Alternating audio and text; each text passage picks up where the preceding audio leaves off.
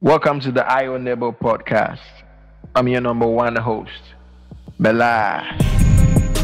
Hi guys, listen to the Iron Nibble Tech Podcast. Welcome to the Ion Nebo podcast. I'm your number one host, Melash. I'm your host for the season, and I hope you're enjoying yourself so far. I just want to tell you something, a new development. We are now on Amazon. And I believe you would want to listen to more of our podcast. So just go there and listen to Ion Nibbles. Or you go to the www.ionnibbles.com. Well, today we have an interesting guest. And if you want to know his name, you would have to wait and listen. Because, the same way we can compare novels to Shakespeare and books to Shakespeare and Steve Jobs to iPhone because they are iconic. It's the same way we have an iconic guest here by the name Bright Ackwerh. Bright, welcome. Thank you. See, he's a genius already. It's in his blood. Andy. Yes, please. We missed you. Hello, everyone. Everybody knows Andy already. I don't need to do introduction. That guy's an Einstein. I won't say anything more. Abi, you know yourself. I don't know what you're talking about. You don't know what I'm talking about. He's always humble. He's always being humble. Anyway, shall we get straight into business? Today our topic is talking digital artwork. Yeah. If you see comics and you're happy about it, oh yeah, we have our Ghanaian edition. So, Bright, I hear you were like, it's not I hear, I know you're a great artist. Tell us a bit about yourself in 2 minutes, let's say.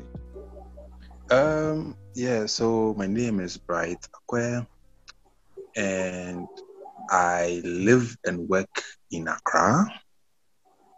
I went to school at the KNUST, and I left in 2015, and I've been painting since. I think that would be a very fair introduction, and later we can go into some more details about my work. I'm sure as we go on, you will hear a lot from him because this guy is being looked for by the Yakuza. Yes, I said the Yakuza. They are looking for him. Yeah. Oh, yeah. The reason he's only laughing is because he's a lawyer himself. I'm just saying that for you to know, and it's true.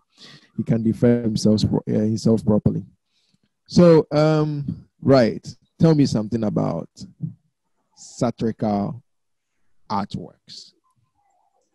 Well, I have not heard the word before, so you have to break it down. We have kids listening to the podcast. Certainly. Well, if you talk satirical artworks, I think the key word that stands out is satirical.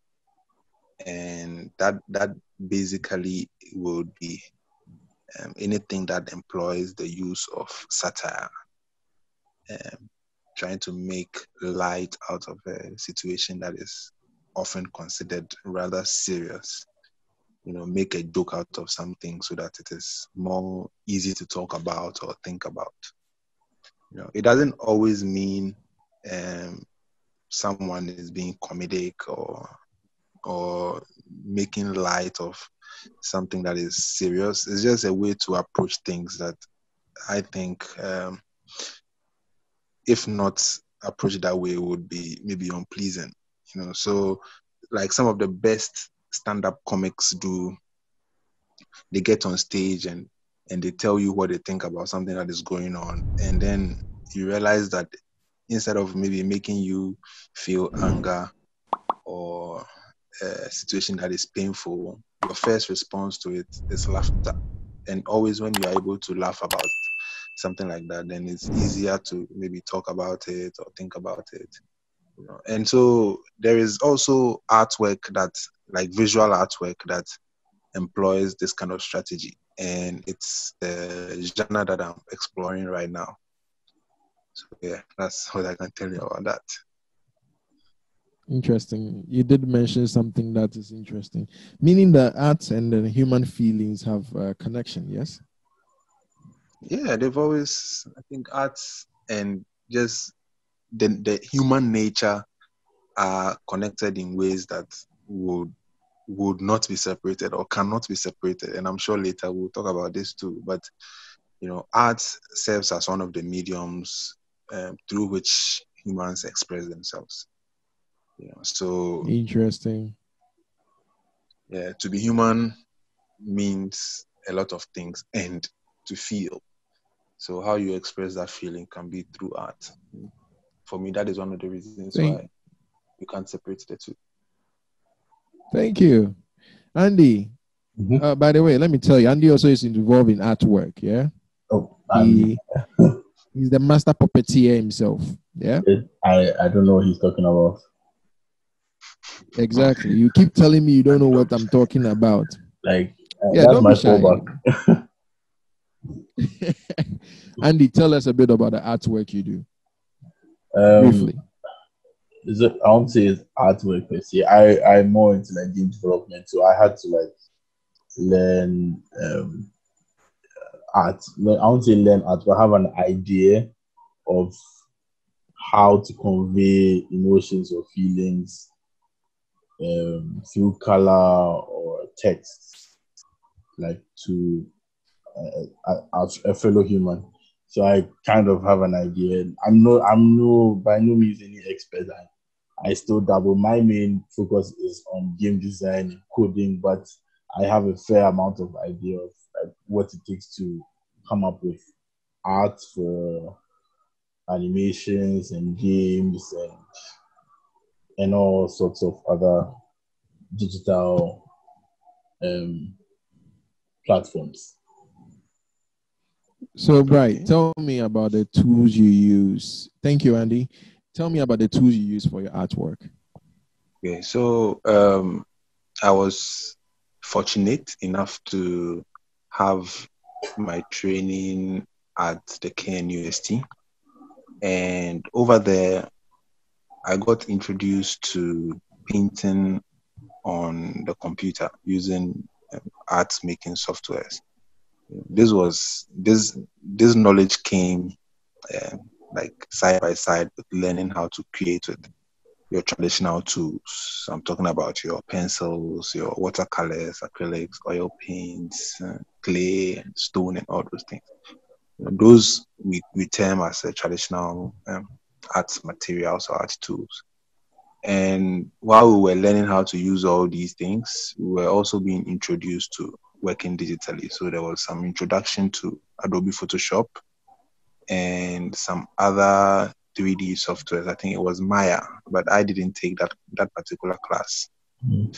So that was for me, that was the first time I was introduced to working hands-on with Adobe Photoshop and working on the computer in that way. And then several years later,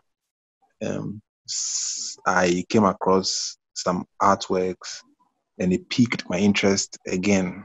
And then I decided to take it a step further and invest in acquiring some of these tools and materials so that I could try again.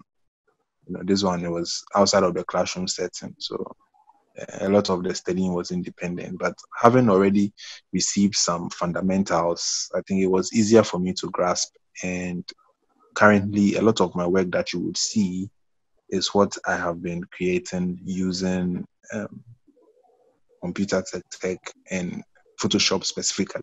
That's interesting. So, talking about using Photoshop and tools like that, then we go straight into how you get your digital illustrations or how you make it. Do you only use Photoshop? I mean, tell me about your technological aspects, because I know definitely you have to draw on a pad and things like that. Yes. So there are a lot of art making softwares around.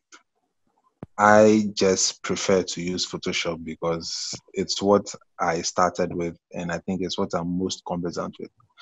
And there was a time when I also realized it was the one my computer could run quite easily. So I just stuck with it. And sometimes when you work with a particular tool and you become familiar with it, you are not really keen on switching unless you find a different program out there that provides a specific need that what you currently have does not satisfy. So I've stuck with Adobe Photoshop since, but I've played around with a lot of other art making softwares. Okay. And I also have in my studio a Wacom graphics tablet, which was one of the most important investments I made in my studio equipment, because having a tablet makes creating work digitally all the way easier. There are different models of the tablet, and so I think any artist would make whatever the best choices when it comes to your budget and the kind of features you want in your device because of the kind of work you make. So I have a Wacom Cintiq, and then I have an HP Omen, which is like the brain behind the whole technological aspect of work. So those are my maybe three basic tools and materials that I use: my laptop, my graphics tablet, and my Adobe Photoshop. Everything else that comes with it is like a bonus, because I do a lot of work with my Samsung smartphone as well. Yeah. And yeah, and then I Did still you have, did you say Samsung smartphone? yeah, yeah, I use a Samsung. Okay, now my mind is So, just blowing up. Hmm. so those are like the techie stuff, and then I have like paper, I have paint around, which I still use once in a while, depending on what exactly I'm trying to create. So I'm going to ask you a quick question. Yeah, before we go to Andy and ask him the tools he uses. Um, you mentioned some HP something something. I'm saying something Yeah. something so that the kids you can answer them. And then you mentioned about tablets. What tell us about the technological features of those things and how you use them? So I think one thing everybody would or everyone should know is that when you talk digital art, then it simply means artwork that like involves the heavy use of computer technology in its conception or dissemination or consumption. Um, Thinking about making the work and spreading the work so that other people may partake in it, using it or viewing it or experiencing it. Any work that comes with the heavy use of computer tech in all these processes can be termed digital art. So uh, again, the equipment I mentioned is like the core tools that I use. So my laptop, I have an HP Omen right now. It's like the brain. Everything happens in there What do you because mean? What it's do you mean by the brain? so the brain, or should I say the engine behind Mhm. my creation, because the tablet So that I you have use now, that to process your things or what? You render it? yeah, Because when you mention brain, rendering, I start to processing, think about Mojo Jojo. You know Mojo Jojo, right? From Powerpuff Girls. the Yeah. When cartoon you say the brain, character. that's what I exactly. That's what I tend to think about. So break it down for the kids. Okay, so for me, the art making um, begins more or less in the mind of the artist. After you've Okay. sourced your inspiration from whatever your source of inspiration is, either it's from your society or your environment or from a book or from a song or a movie or a conversation, or once you find something that inspires you and you begin to think about making it into art, then for me the art making has begun. That's like the initial process. So now the next thing for me would be, how do I translate my thoughts into maybe a physical object that another person can experience. There's something they can see, something they can touch. So that once they see that object or they see that gesture, they can think about what I'm thinking about. It's like transferring an idea from my mind into another person's mind using a certain object, and that object or that action becomes the artwork. Thank If you. I'm making sense, but I hope I am. It makes sense. It makes sense. It makes a lot of sense. That the tools all work together. Yeah, for me, in the process of making my abstract idea into a physical object or a gesture someone else can observe or experience, my computer becomes the engine, because I'm making marks on my tablet. My computer is processing them and translating them into an image, like a symbol that can communicate that idea to the next person. Interesting. So in effect, it I'm even going to give it a name. It's your Abosu Kaimacho or your bone shaker that carries your idea which you put into the thoughts to where it has to go. Anyways, yes. Coming back to Andy. Andy. Actually, I want to ask Bright something. So, Bright, your Cintiq, I'm guessing your Cintiq is basically the drawing pad is a screen that you can actually look at. How much did you get that for? Like just like to see for like any other artist out there. I know that they don't actually need that. They could start with a smaller Wacom tab, but like the one you have right now, how much is it? I don't remember exactly how much it is right now. But I remember I got this in 2016. Okay. As part of a sponsorship package I received from the Kwenyehia Trust. And I think then it must have cost close to 10,000 cedis. Wow. Yeah, at the time it was, I think, one of the highest end models of the Wacom tablet from Wacom. And I was advised that if I really wanted to take my work seriously, then I needed to invest in the best kind of equipment that I could afford. So I was fortunate enough to have the Kwenyehia Trust come on board and invest in my studio. And so when they asked me what I wanted, I quickly just mentioned the Wacom Cintiq tablet, and they got it for me. So yeah, kudos to them for that.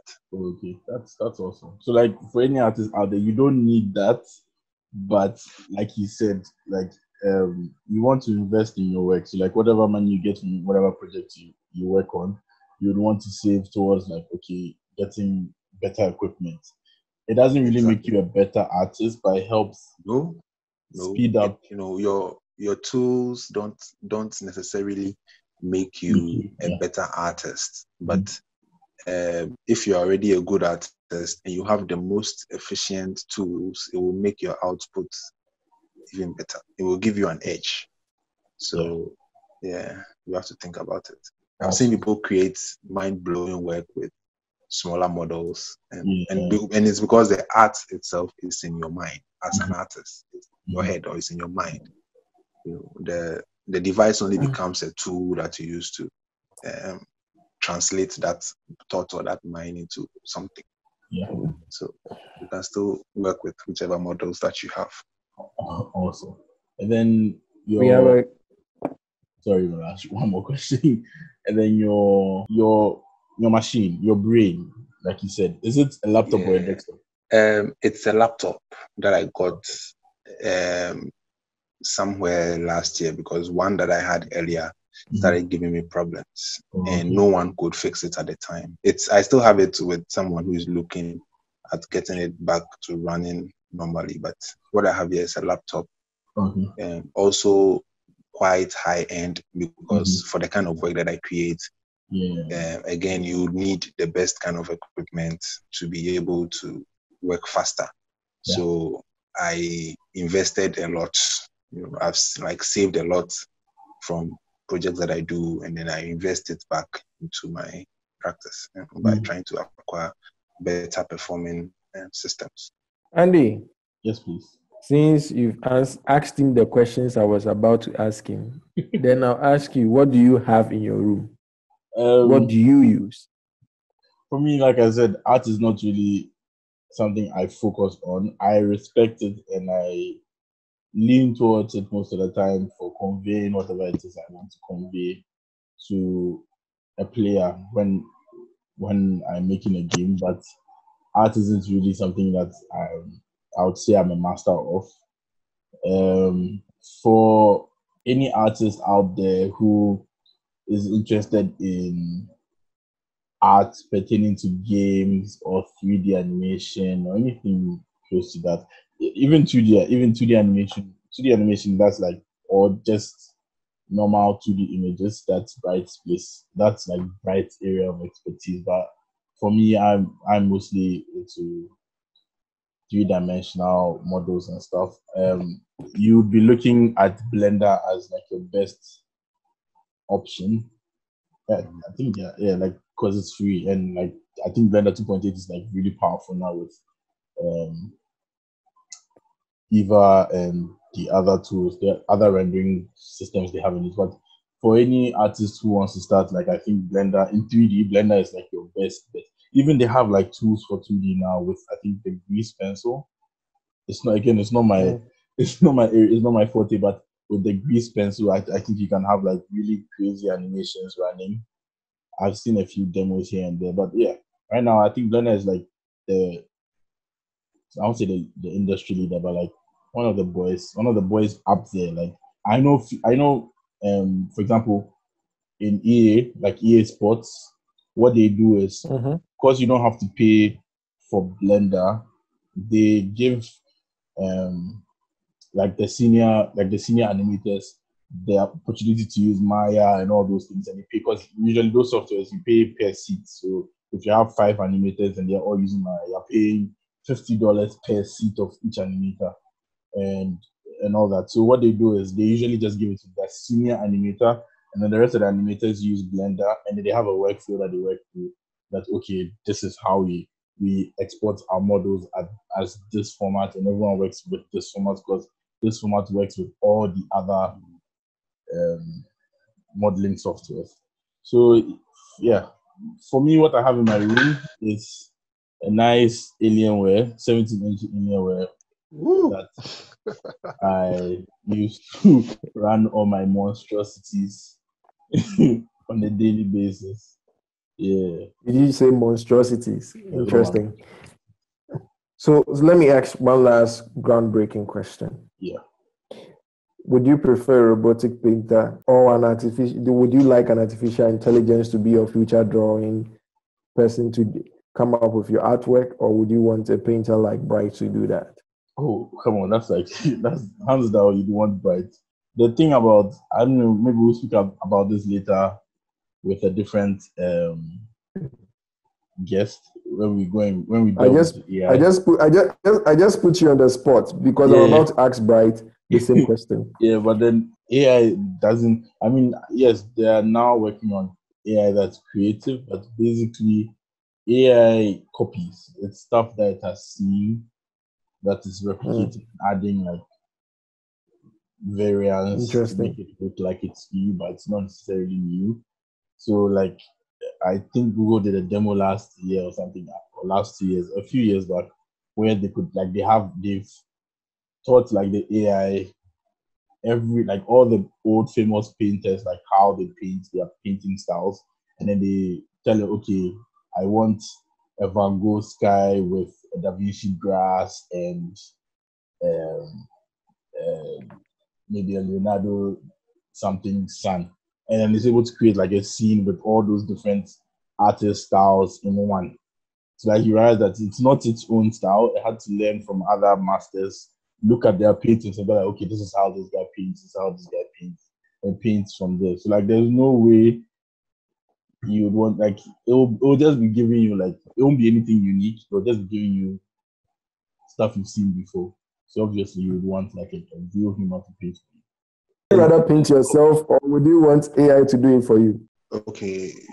I think from the way we as humans are progressing, and I'm saying progressing with a pinch of salt, we are already almost at the period where AI takes over fully. And when it comes to making art, I've heard this in the visions like of some of the top guys who are pushing the technology. So definitely being as crazy as they are is going to come, and I think we are almost there. However, in the beginning, I talked about separating. I talked about technology or art expressing the human condition or being human, and that is where the question comes in. If AI is making art, is it still human? Is it the same thing? But then again, you go to ask, is AI not already part of human life now? Are we not already there so that AI is part of us? And so if AI makes our art, then it's still us. So yeah, I personally, I can't even tell. We would have to get there and experience it and see what it brings. So I'm as curious about it as you lot are. Awesome. Interesting. Andy. Yes, please. Bright. Yeah, sure, I'm here. So my last question before we wrap up, before we end today's podcast, what's your greatest work you've done so far? Wow. My greatest work, it would depend on how we define the word greatest, but I think a work that I am most proud of would probably be the thing I'm working on right now, which I've been working on this thing for a long time, hoping to show it before the year ends, and then the pandemic came and everything went downhill. But I've still been working on it, and hopefully I still get to show it before the year ends. And I'm sure when you see it, you'll know why I'm saying this, but so much work has gone into a series of paintings that I'm making, and I can't speak too much about it right now, but yeah, there's something that I try to do, make sure everything I do probably is more engaging than what I did last. So I'll say what I'm working on right now will probably be my most exciting work yet. All right. Okay. So today we've had our own Pablo Picasso, our own Leonardo da Vinci, our own Claude Monet. Yes, you are that good. Our own Bright Ackwerh. I'm coming to it. This is straight from Ghana, Africa. And we've learned a lot from you. Thank you for coming in or passing through. Thank you for having me. Thank you. Andy. Thank you too. Thank you very much. But before we end, I just want to remind our listeners to participate in our giveaway opportunity by visiting ionibbles.com. Oh, and we are on Twitter, Instagram, Facebook. Subscribe. And also hit on the like button. Comment. Your comments are very much appreciated. So we are currently also on Amazon Music, Spotify, Apple Podcasts, and Google Podcasts. Catch us next time. It's been a great time with Bright and Andy. Adios to our listeners. Bye-bye, everyone. Bye-bye.